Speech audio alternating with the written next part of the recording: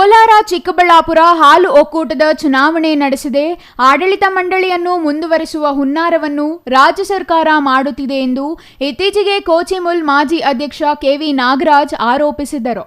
ಈ ಆರೋಪಕ್ಕೆ ಪ್ರತಿಕ್ರಿಯೆ ನೀಡಿರುವ ಕೋಚಿಮುಲ್ ನಿರ್ದೇಶಕರಾದ ಭರಣಿ ವೆಂಕಟೇಶ್ ಮತ್ತು ಚಿಂತಾಮಣಿ ನಿರ್ದೇಶಕ ಅಶ್ವತ್ಥನಾರಾಯಣ ಬಾಬು, ಸಹಕಾರ ಕಾನೂನು ಅರಿತು ಕೆವಿ ನಾಗರಾಜ್ ಅವರು ಮಾತನಾಡಬೇಕು ಎಂದು ಟಾಂಗ್ ನೀಡಿದ್ದಾರೆ. 1989 ರಿಂದ 92ರವರೆಗೂ ಕೋಚಿಮುಲ್ ಅಧ್ಯಕ್ಷರಾಗಿದ್ದ ಬಾಗೇಪಲ್ಲಿಯ ವಿ ಶಿವಾರೆಡ್ಡಿ ಅವರ ಅವಧಿ ಮುಗಿದರೂ ಇದೇ ಕೆವಿ ನಾಗರಾಜ್ ಅವರು ಮುಂದುವರೆಸಿದ್ದಾರೆ.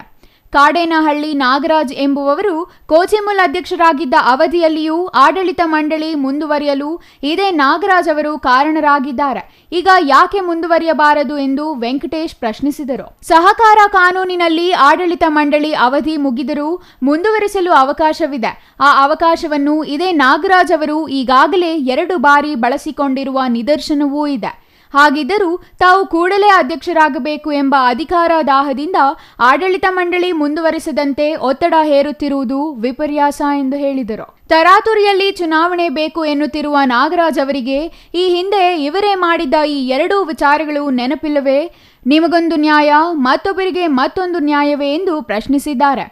ಅಲ್ಲದೆ ಆಡಳಿತಾಧಿಕಾರಿ ನೇಮಿಸಲು ಅವರು ಒತ್ತಾಯಿಸಿದ್ದು ಕೋಟ್ಯಾಂತರ ರೂಪಾಯಿ ವ್ಯವಹಾರ ನಡೆಯುವ ಸಂಸ್ಥೆಯಲ್ಲಿ ಆಡಳಿತಾಧಿಕಾರಿ ನೇಮಕ ಮಾಡಿದರೆ ಅವ್ಯವಹಾರಗಳಿಗೆ ಎಡೆ ಮಾಡದಂತಾಗುತ್ತದೆ ಎಂಬ ಕಾರಣಕ್ಕೆ ಆಡಳಿತಾಧಿಕಾರಿ ನೇಮಕ ಮಾಡುವುದಿಲ್ಲ ಎಂದು ಸ್ಪಷ್ಟಪಡಿಸಿದರು. 27 ವರ್ಷಗಳ ಕಾಲ ಕೋಚಿಮುಲ್ ನಿರ್ದೇಶಕರಾಗಿದ್ದ ಕೆವಿ ನಾಗರಾಜ್ ಅವರಿಗೆ ಚಿಕ್ಕಬಳ್ಳಾಪುರ ಮೆಗಾ ಡೇರಿಯಲ್ಲಿ ಹಾಲಿನ ಪ್ಯಾಕೆಟ್ ಘಟಕ ಆರಂಭಿಸಬೇಕು ಎಂಬ ಯೋಚನೆ ಬರಲಿಲ್ಲವೇ? 27 ವರ್ಷದಿಂದ ಕೋಚಿಮುಲ್ ವಿಭಜನೆ ಮಾಡಬೇಕು ಎಂಬ ಆಲೋಚನೆ ಯಾಕೆ ಬರಲಿಲ್ಲ ಎಂದು ಕುಟುಕಿದರು. ಆಡಳಿತ ಮಂಡಳಿ ಮುಂದುವರಿಸುವುದು ಇಲ್ಲವೇ ಚುನಾವಣೆ ನಡೆಸುವುದು ಸರ್ಕಾರದ ತೀರ್ಮಾನವಾಗಿದ್ದು, ಕಾನೂನಿನಂತೆ ನಾಳೆ ನಡೆಯಲಿರುವ ಉಭಯ ಜಿಲ್ಲೆಗಳ ಶಾಸಕರ ಸಭೆಯಲ್ಲಿ ತೀರ್ಮಾನವಾಗಲಿದೆ ಎಂದು ಹೇಳಿದರು. ಇನ್ನು ಈ ಹಿಂದೆ ಚಿಕ್ಕಬಳ್ಳಾಪುರ ಒಕ್ಕೂಟ ವಿಭಜನೆಯಾದ ವೇಳೆ ಕೆಲ ತಪ್ಪು ನಿರ್ಧಾರಗಳನ್ನು ಆಗಿನ ಸರ್ಕಾರ ತೆಗೆದುಕೊಂಡಿತ್ತು. ಹಾಗಾಗಿಯೇ ನಾವು ಕೋರ್ಟಿನ ಮೆಟ್ಟಿಲೇರಬೇಕಾಯಿತು. ಇವರು ಅಧಿಕಾರ ಅನುಭವಿಸಲು ಇನ್ನೂ ಅವಧಿ ಮುಗಿಯದ ನಿರ್ದೇಶಕರ ಆಡಳಿತಾವಧಿಯನ್ನು ಮೊಟಕುಗೊಳಿಸಿದ್ದರು. ಹಾಗಾಗಿ ನಾವು ಕೋರ್ಟಿನ ಮೊರೆ ಹೋಗಬೇಕಾಯಿತು ಎಂದು ವಿವರಿಸಿದರು. ಅಲ್ಲದೆ ಸಹಕಾರ ಕಾಯ್ದೆ 121ರಂತೆ ಆಡಳಿತ ಮಂಡಳಿಯನ್ನು ಮುಂದುವರಿಸುವ ಅಧಿಕಾರ ಸರ್ಕಾರದ ಮೇಲಿದ್ದು, ಸರ್ಕಾರ ತೆಗೆದುಕೊಳ್ಳುವ ಯಾವುದೇ ನಿರ್ಧಾರಕ್ಕೆ ತಾವು ಬದ್ಧರಾಗಿರುವುದಾಗಿ ವೆಂಕಟೇಶ್ ಸ್ಪಷ್ಟಪಡಿಸಿದರು. ನಾನಿಷ್ಟು ಹೇಳೋದು, ನಮ್ಮ ಏನು ನಿರ್ದೇಶಕರಿದ್ದೀವಿ, ಚಿಕ್ಕಬಳ್ಳಾಪುರ ಜಿಲ್ಲೆ ನಿರ್ದೇಶಕರಿರ್ಬೋದು ಅಥವಾ ಕೋಲಾರದವ್ರು ಇರ್ಬೋದು, ನಾವು ಒಂದೇ ವಿಚಾರ ಏನಂದರೆ ಬೈಫರ್ಕೇಷನ್ ವಿಚಾರ ಸುಮಾರು ವರ್ಷಗಳಿಂದ ಅದು ಒಂದು ಮುನ್ನೆಲೆಗೆ ಬಂದು ಎಷ್ಟೆಲ್ಲ ವಿಚಾರಗಳಾಗಿರೋದು ನಿಮಗೆಲ್ಲ ಗೊತ್ತಿದೆ. ಈಗ ಒಂದು ಸುಮಾರು 3 ವರ್ಷಗಳ ಹಿಂದೆ ಬೈಫರ್ಕೇಷನ್ ಆಗಿದ್ದು ಮತ್ತು ನಾವೆಲ್ಲ ವಿರೋಧ ಮಾಡಿದ್ವಿ ಅಂತ ಒಂದು ಪ್ರತಿಬಿಂಬಿಸ್ತಾ ಇದೆ. ಒಂದು ಕಣ್ಣು ಬೆಣ್ಣೆ ನಾನು ಬಹುಶಃ ಏನಂದರೆ ನಾವು ನಮ್ಮ ಹಕ್ಕನ್ನು ಕೇಳಲಿಕ್ಕೆ ಕೋರ್ಟ್ಗೆ ಹೋಗಿದ್ದೀವಿ ಹೊರತು ಮಾಡಿರ್ತಕ್ಕಂಥ ರೀತಿ ಸರಿಯಿಲ್ಲ ಅಂತ ಹೋಗಿದ್ವಿ. ಕೋಲಾರ ಒಕ್ಕೂಟವನ್ನು ಅವರು ಅವಧಿ ಮುಂದುವರಿಸ್ತಕ್ಕಂಥದ್ದು, ಚಿಕ್ಕಬಳ್ಳಾಪುರ ಹೊಸದಾಗಿ ಆಗ್ತಕ್ಕಂಥ ಒಕ್ಕೂಟ ಚುನಾವಣೆ ಮಾಡೋದು, ಇಂಥ ಕೆಲವಾರು ಜನದ ಸ್ವಾರ್ಥಕ್ಕೋಸ್ಕರ ತಪ್ಪು ನಿರ್ಧಾರಗಳನ್ನು ತಗೊಂಡಿದ್ದರಿಂದ ನಾವು ಕ್ವಶನ್ ಮಾಡಿದ್ವಿ. ನಮ್ಮ ಹಕ್ಕು ನಾವು ಗೆದ್ದು ಬಂದಿದ್ದೀವಿ.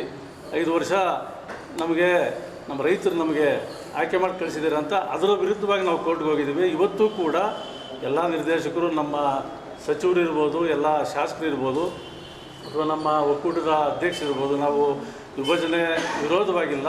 ಇದನ್ನು ಎಲ್ಲ ಕಡೆ ರೈತರಿಗೆ ತಪ್ಪು ಮಾಹಿತಿಯನ್ನು ನೀಡ್ತಾ ಇರೋದಂತೂ ನಾವು ಅದೇ ವಿಚಾರಕ್ಕಾಗಿ ಇವತ್ತು ನಾವು ಏನು ಪ್ರೆಸ್ ಮೀಟ್ ಮಾಡಿದ್ದೀವಿ. ಈಗ ನಾವೆಲ್ಲ ಒಂದು ಕಟಿಬದ್ಧವಾಗಿದ್ದೀವಿ. ವೆಂಕಟೇಶಣ್ಣವ್ರು ಹೇಳಿದಾಗೆ ನಾಳೆ ಏನು ಎಲ್ಲ ಜನಪ್ರತಿನಿಧಿಗಳು ಸೇರ್ತಾ ಇದ್ದಾರೆ, 2 ಜಿಲ್ಲೆಯ ನಿರ್ದೇಶಕರು ನಾವೆಲ್ಲ ಸೇರ್ತಾ ಇದ್ದೀವಿ. ಬಹುಶಃ ಒಂದು ಸಣ್ಣ ಕಾಮನ್ ಸೆನ್ಸ್ ಏನಂದರೆ, ಇವತ್ತು ಒಂದು ಅವಧಿ ಮುಗಿದಿದೆ. ಇವತ್ತು ನಾವು ಬೇರೆಯಾಗಿ ಸಪ್ರೇಟಾಗಿ ಚುನಾವಣೆಗೆ ಹೋಗೋದು ಹೆಂಗಿರ್ತದೆ?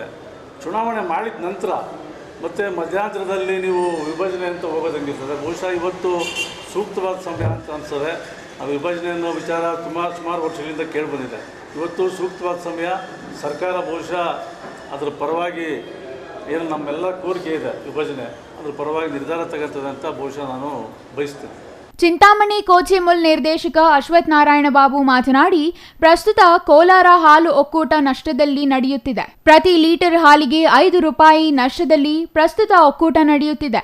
ಈ ಹಿಂದೆ ಸ್ವಾರ್ಥದಿಂದ ಹಾಲು ಒಕ್ಕೂಟ ವಿಭಜನೆ ಮಾಡಲಾಗಿತ್ತು. ಆದರೆ ಎಲ್ಲವನ್ನೂ ಸರಿಪಡಿಸಿ ಹಾಲು ಒಕ್ಕೂಟದ ವಿಭಜನೆ ಮಾಡಲಾಗುವುದು ಎಂದು ತಿಳಿಸಿದರು. ಹಾಲು ಒಕ್ಕೂಟ ನೇಮಕದಲ್ಲಿ ನಡೆದಿದೆ ಎನ್ನಲಾದ ಭ್ರಷ್ಟಾಚಾರದ ಬಗ್ಗೆ ಸುದ್ದಿಗಾರರು ಕೇಳಿದ ಪ್ರಶ್ನೆಗೆ ಉತ್ತರಿಸಿದ ಅವರು, ತಪ್ಪು ಮಾಡಿದವರಿಗೆ ಶಿಕ್ಷೆ ಆಗಲಿದೆ ಎಂದು ಹೇಳಿದರು. ಶೀಘ್ರದಲ್ಲಿಯೇ ಚುನಾವಣೆ ನಡೆಸಬೇಕು ಎಂದು ಮಾಜಿ ಕೋಚೆಮುಲ್ ಅಧ್ಯಕ್ಷ ಕೆವಿ ನಾಗರಾಜ್ ಒತ್ತಡ ಹೇರುವ ಹಿಂದೆ ಹುನ್ನಾರ ಇದೆ. ಹಾಲು ಒಕ್ಕೂಟದ ವಿಭಜನೆ ಪೂರ್ಣಗೊಳ್ಳಲು 2 ವರ್ಷ ಕಾಲಾವಧಿ ಅಗತ್ಯ. ಅಲ್ಲದೆ ಪ್ರತ್ಯೇಕವಾದ ಒಕ್ಕೂಟಕ್ಕೆ ಆರ್ಥಿಕ ಹೊರೆಯಾಗಬಾರದು ಎಂದು ಸರ್ಕಾರ ತೀರ್ಮಾನಿಸಿದೆ. ಹಾಗಾಗಿ ಎಲ್ಲಾ ವಿಚಾರಗಳಲ್ಲಿಯೂ ಸರಿಪಡಿಸಿ ಹಾಲು ಒಕ್ಕೂಟವನ್ನು ಪ್ರತ್ಯೇಕ ಮಾಡುವುದಾಗಿ ಅವರು ತಿಳಿಸಿದರು.